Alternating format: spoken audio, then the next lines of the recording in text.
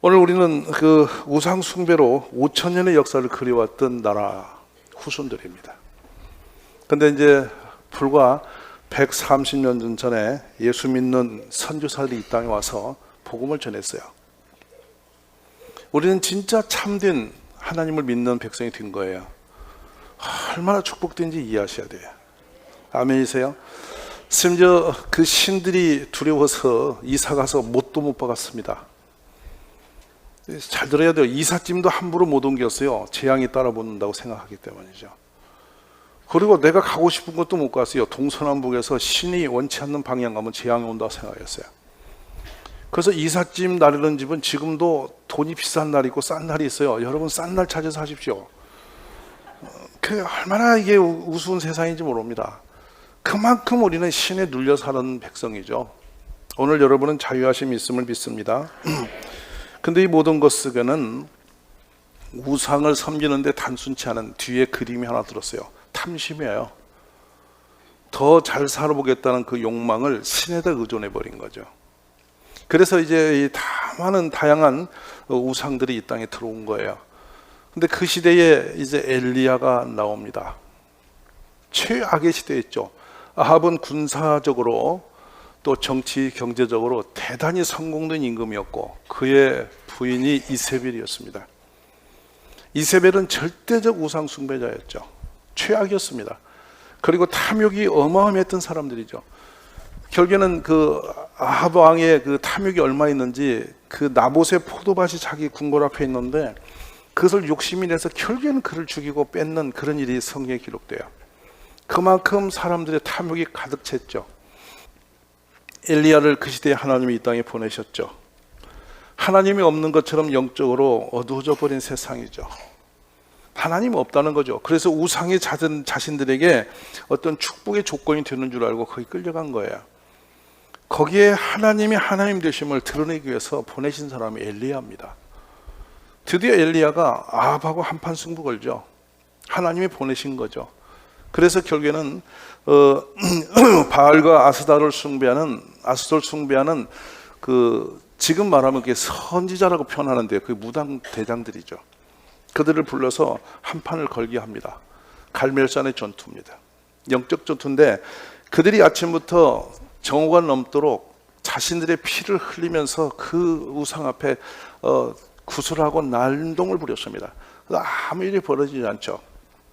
그때 이 엘리야가 그 단독을 올라가서 장작을 쌓아놓고 거기에다 물을 붓고 그 고랑에 물이 가득 차도록 물을 분 다음에 하나님께 기도했습니다. 살아계신 하나님이 이 제단을 불살려달라고.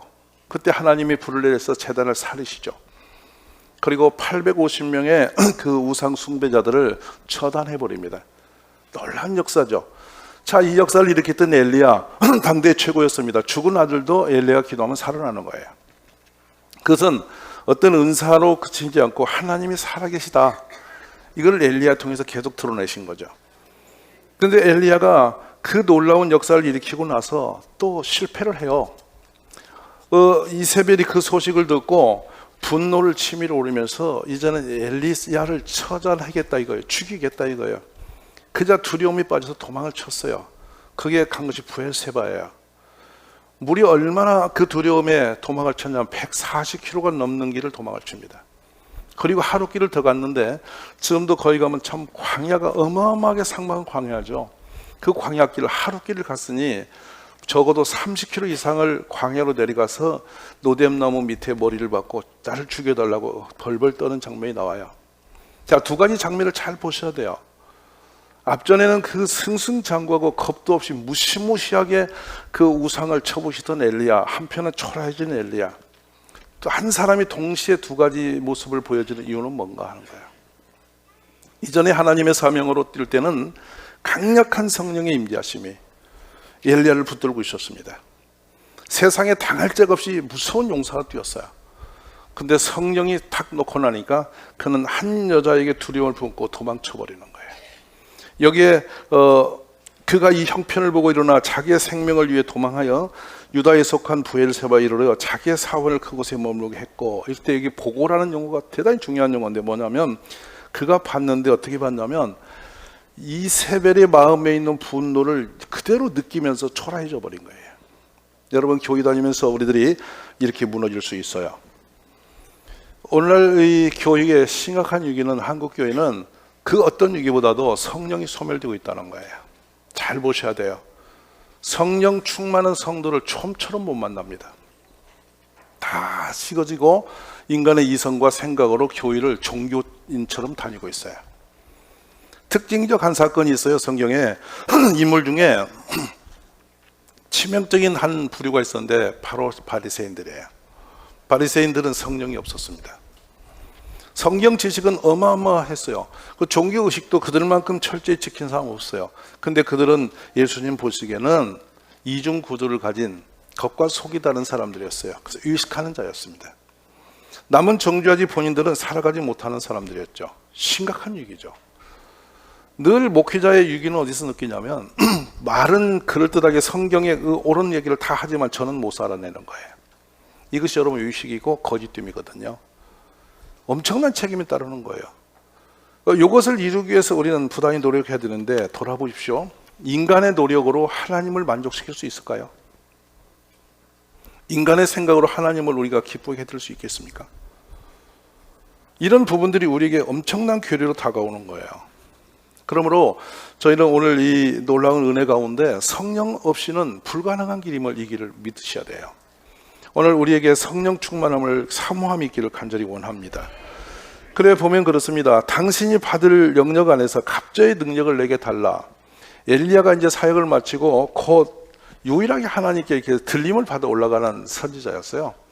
근데 그 후계자인 엘리사가 엘리야에게 간청하는 장면이 본문이에요. 오늘 말씀의 핵이에요. 근데 여기 보면 이렇게 말합니다. 나에게 갑절의 능력을 주세요. 이렇게 간절한 몸부림을 하는 장면이에요. 근데 이 갑절의 능력이 엘리야의 능력을 2배로 나에게 그냥 입혀달라는 그런 의미가 아니고요. 그 당시는 유업을 받을 때에 신명기 21장에 보면 자기의 소유에게서 그에게는 2몫을 줄 것이니라는 용어들이 보면은 분명히 한 시대의 그 어둠 세상을 하나님의 사명 감당하려고 보니 내 힘과 능력은 거의 불가능인데 엘리사가 자신에게 아무것도 없는 걸 아는 거예요. 그러니까 엘리야 선지자가 갖고 있는 그 하나님의 능력의 그 놀라움을 자신이 받고 싶은데 그 능력이 유업을 받듯이 2배로 큰 은혜로 나에게 입혀주기를 사모했던 것이죠. 결국에는 올라가는 엘리야에게 간구를 할 때에 그 엘리사에게 옷을 벗어 던져줌으로써 엘리사에게는 그 능력이 입혀졌습니다. 이게 성경의 그 기록이에요. 그런데 보십시오. 그렇다면 마땅히 받을 유상이지만 나에게는 갑절로 주세요. 그러자 이 본문 뒤에 10절에 보면 어렵게 했다. 내가 구하되 내가 어려운 것을 요청했다. 이건 엘리야가 주는 것이 아니라는 것입니다. 우리의 성령의 능력은 사람이 건네주는 게 아니에요. 엘리야가 아무리 주고 싶어도 엘리사에게 가는 게 아니에요. 하나님께 주시는 거라는 거예요. 아멘이시죠? 그러면 우리들이 능력 구하기를 간절히 원해야 되는데 하늘로부터 하나님으로부터 주시는 능력을 받아 사는 성도님 되셔야 돼요.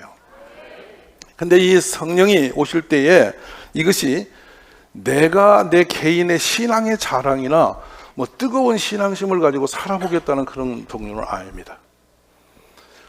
계속 씨름했던 것이 뭐냐면 은사에 대한 오해예요. 여기에는 반드시 성령과 더불어서 하나 딱 결정적으로 매여 있는 것이 있어요. 사명이에요. 이 은사를 가지고 무엇을 할 것이냐는 거죠. 우리 예수님이 이 땅에 오셨을 때에 그 세례 요한이 예수님에 대해서 세례를 베풀고 고백하는 한 장면의 말씀을 기억해 보세요. 보라, 세상 죄를 지고 가는 하나님의 어린 양이로다. 아멘. 누가? 예수님이 오셔서 가는 길이 무엇인지를 보이는 장면이에요. 주님도 사명 때문에 이 땅에 오셨어요. 죄를 짊어지고 어린 양 제물이 되어서 죽기 위하여 보냄받은 하나님의 아들이라는 거예요. 예수님이 사는 길은 딱 그거였어요.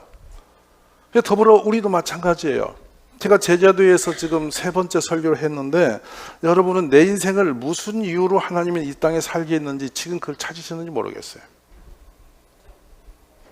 만약에 돌아보면 그래요.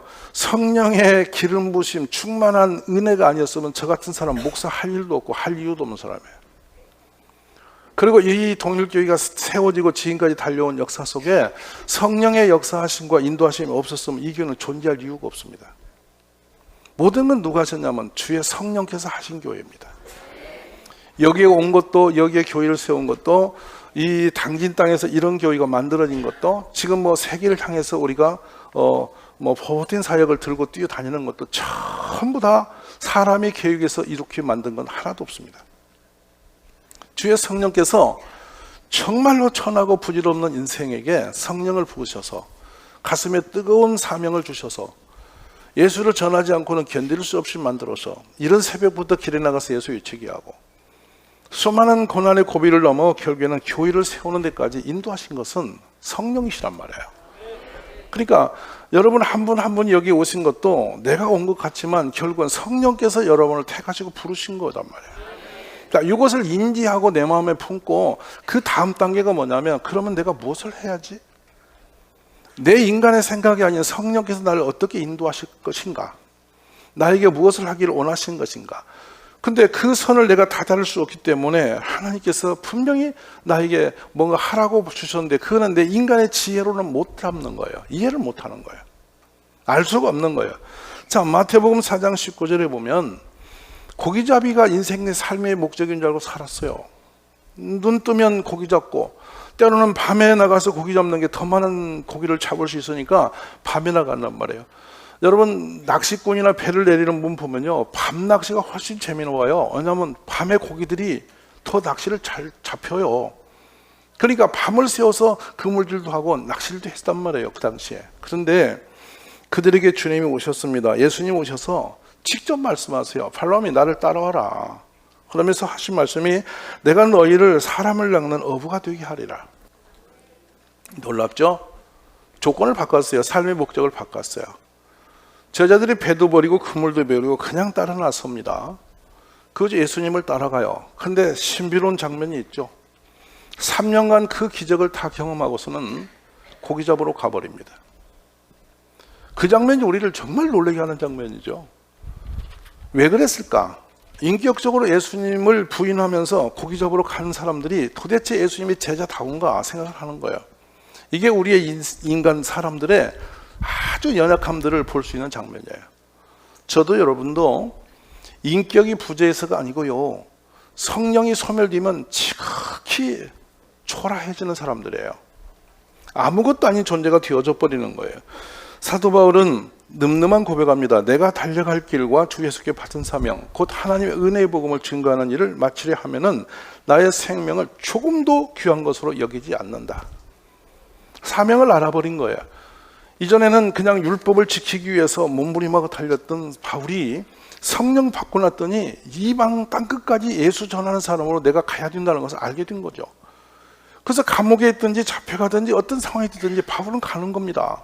왜냐하면 땅끝까지 복음 전하는 일이 자신의 삶의 의미이기 때문에 내 삶의 목적이기 때문에 가는 거예요.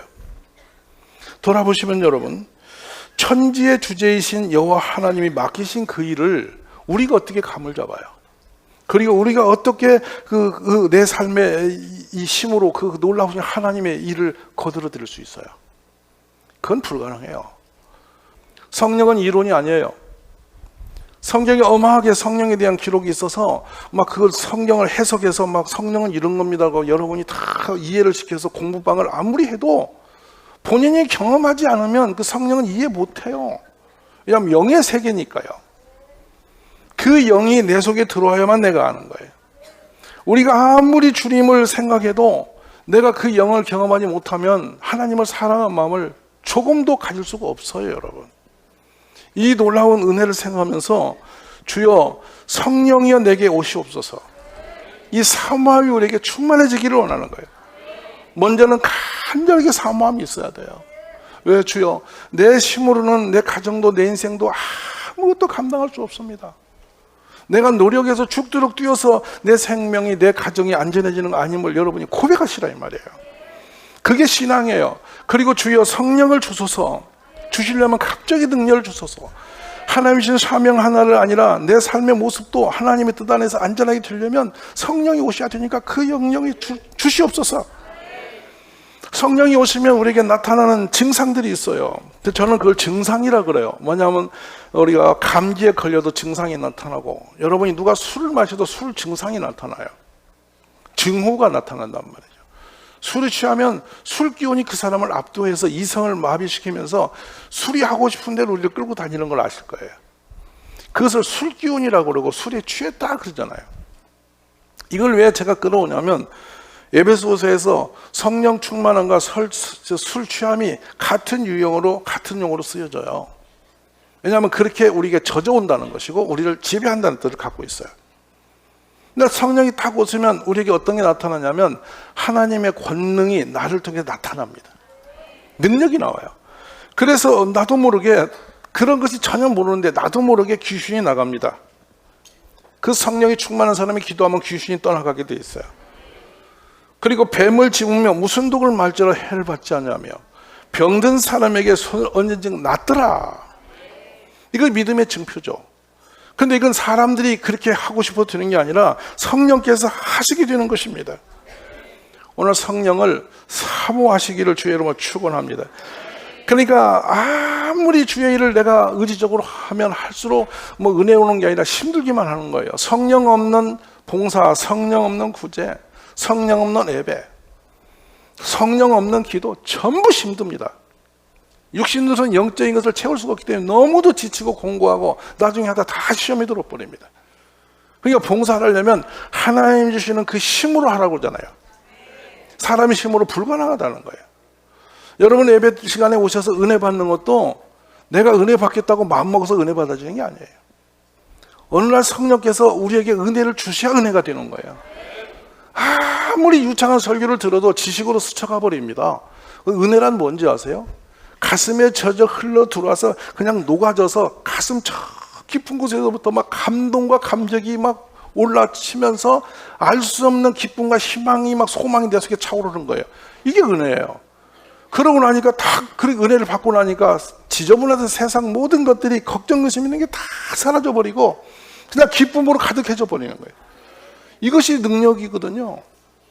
저는 이런 놀라운 하나님의 선물을 우리 모두가 받았으면 좋겠어요. 바로 성령 강림주를 절기로 보내지 마시고 지금부터 사모해 보세요. 왜 신앙이 흔들리면서 세상이 왜 무섭고 힘이 든가? 어떤 분들이 종종 그런 말이에요. 내가 노후는 어떻게 하지? 그런 말이에요. 노후를 여러분 스스로 감당할 수 있으세요? 내가 해결할 수 있으세요? 지금까지 살아오면서 인생을 내가 해결하면서 해본 게 얼마나 있나요? 하나님이 들어주셔야 되는 거예요. 그것을 기대하시란 말이죠. 오늘 저는 이 성령 강림 주일이 하나님의 권능을 사모하는 주일이 되었으면 좋겠어요. 그리고 우리 온 가족이 다 성령 받는 축복이 있기를 바랍니다. 참으로 재능도 많고 인격도 훌륭하고 열심과 충성된 마음도 정직해도 성령 없이 봉사나 여러분이 힘을 쏟아놓으면 반드시 후회스러워요. 나중에는 본전 생각난다고요. 뒤를 돌아본다고요. 그래서 쟁기 들고 있는 농부가 밭을 갈다가 뒤를 돌아보는 것처럼 하지 말라는 말씀이 거기 걸려들어요. 얼마나 무서운지 아세요? 농부가 이 밭을 갈 때 그냥 가는 것 같습니까? 소를 조정해서 밭을 갈 때요. 제가 그걸 연습해 봤는데 저는 3시간 연습하고 드디어 못했어요. 못하겠습니다. 이 쟁기를 좀 들치니까 박혀갖고 소가 못 가요. 소가 몸이 꼬부라져 버려 이렇게. 이게 박히니까 힘이 세고, 그리고 들었더니 쟁기가 또 이렇게 나와버리는 거야. 근데 농부는 한 손으로 그냥 살살살 가는데 반대 흙이 뒤집어 있는데 얼마나 멋있는지 몰라. 흙이 착착착착 넘어가는데 이건 예술인 거야. 근데 내가 하면 왜 흙이 안 뒤집어지고 쟁기가 뒤집어져? 못 하겠더라고. 근데 농부가 저한테 말하는 거예요. 쟁기 보지 말고 소도 보지 말고 멀리 보라고. 지금 쟁기가 떴다 뒤집어졌다니 멀리 보여? 말도 안 되는 거예요. 3시간 내가 하다 쟁기만 2개 보수 뿌려드리고 말았어. 안 돼요. 근데 농부는요, 땅도 안 보고 소도 안 보고 그냥 먼 산 보고 가는데 반드시 가는 거예요. 그리고 그냥 힘도 하나 안 드는데 나는 몇 시간 하고 몸을 며칠 들어놓았어요. 안 되더라고. 바로 이것이 인간의 한계인데요. 오늘 잘 보십시오. 사람이 일반적으로 볼 때에 내가 보는 것이 정상이 아니거든요. 성령의 눈을 열으셔야 되는 거예요. 내 힘으로 할 것 같죠? 불가능해요. 하나님이 능력 주시면 가능해요. 그러니까 착한 사람이 열심히 충성할 때 불안해요, 목사는. 왜냐하면 저 사람 좀 있으면 시험 들어. 얼마 있으면 또 세상 말로 넘어질 거야. 그리고 저 사람이 넘어질 때 혼자 안 넘어져. 옆에 사람 또 자꾸 넘어질 거야. 이런 생각이 온다니까요. 그게 역사고 경험된 일이에요. 성령이 충만하면 아무리 목숨을 내놔도 후회가 없거든요. 인간의 힘으로 하면 반드시 뒤로 들어가면서 흔들거린단 말이에요. 오늘 여러분에게 성령이 충만함이 있기를 기도합니다. 고린도전서에 보면 사도 바울이 이런 말씀을 우리에게 소개합니다. 이제 고린도 교인들이 깨닫게 하려고 하신 거죠. 오직 하나님의 성령으로 이것을 우리에게 보이셨으니 성령은 모든 것 곧 하나님의 깊은 것까지도 통달하시느니라. 사람의 일을 사람의 속에 있는 영 위에 누가 알리요? 이와 같이 하나님의 일도 하나님의 영 위에는 아무도 알지 못하느니라. 모른다는 거예요. 아는 것 같아도 모른다는 거죠. 사람의 일은 사람의 속에 있는 영 위에 누가 알리요? 이와 같이 하나님의 일도 하나님의 영 위에는 아무도 알지 못하느니라 그랬어요. 여러분, 우리가 인간의 지혜로 십자가의 능력을 이해가 되세요? 창세기 1장 1절이 이해가 되십니까? 우리가 육신의 사람은 은혜 주신 것을 전혀 모릅니다. 육신으로 사는 사람이 흙덩이가 어떻게 만나의 은혜를 알겠어요? 그러니까 결국에는 새벽마다 만나를 먹으면서도 만나가 은혜인 걸 모르는 거죠. 오늘 우리가 성령을 사모함이 가득해지기를 기도하실 이유가 여기 있는 거죠. 결국엔 그러므로 육신의 사람은 육신의 일밖에 생각 못하고 영을 따르는 사람은 영의 일을 생각하게 되는데 육신의 생각은 사망, 영의 생각은 생명과 평안이다. 왜 그랬을까요? 흙덩이가 된 사람이 아무리 머리를 굴려봤자 육신이 아무리 힘을 써봤자 육체는 결국에 시간이 되면 죽는 거예요. 흙으로 가는 거예요. 영은 영원한 거거든요. 그러니까 성령이 없는 사람은 하나님의 세계를 조금도 이해도 못하고 알 수도 없는 존재들이에요. 그러므로 헛된 생각 버리시고 오늘부터 한번 기도해 보세요. 성령을 받자. 사모하십시오. 예수님이 위로부터 능력이 너에게 입혀올 때까지 이곳을 떠나지 마라 한 것이 마가다락방입니다. 그곳에서 성령이 오시고 나니까 제자들에게 불처럼 바람처럼 오셨는데 성령은 여러분 반드시 표현을 하세요. 성령이 오시면 아무 소리 없이 그냥 은근히 오셔서 아무 표적도 없이 오시는 게 아니라 우리에게 표적을 드러내세요. 자, 끝으로 여러분 이 말씀을 맺을게요. 주일을 예배를 안 드리는 것이 무서운 죄인지를 모르니까 안 드리는 거예요. 예배 시간에 조는 것이 큰일 날 일인지 모르니까 조는 거라고. 아멘 안 하시네. 여러분, 그리고 전도 않는 것이 참 그게 우리 삶에 아무것도 열매가 없어지는 쭉정이 인생인지를 모르니까 전도 않는 거야. 그것을 무슨 해면 되게 하고 안 해도 괜찮은 줄 스스로 생각하는 거예요. 왜냐? 육신의 사람이라. 성령의 사람은 그걸 못 견뎌요. 하나님의 일을 안 하고는 가슴이 답답해 못 견뎌요. 찬양도 기도도 어느 영적인 분량이 안 차면 막 답답해 숨을 못 쉬게 괴로워. 근데 안 하고 견디는 것은 뭐냐면 아직 내가 성령을 몰라서 그래. 오늘 성령 받으세요. 사모하세요. 마가의 다락방에 모여서 성령이 임할 때까지 매달렸더니 바람처럼 불처럼 불의 혀처럼 그들 머리 위에 임하셨고 모든 제자들과 거기 있는 모든 사람이 다 각기 다른 나라의 방언으로 말을 하기 시작했어요. 할렐루야. 그때부터 이 고기잡이들의 삶이 완전히 바뀐 거예요. 저는 여러분에게 묻고 싶은 게 있어요. 계속 고기 잡으며 살래요? 능력받아 살아야 되지 않겠어요? 아멘이세요? 우리 능력을 구하시는 이 아침 되시기를 주의 이름으로 축복합니다.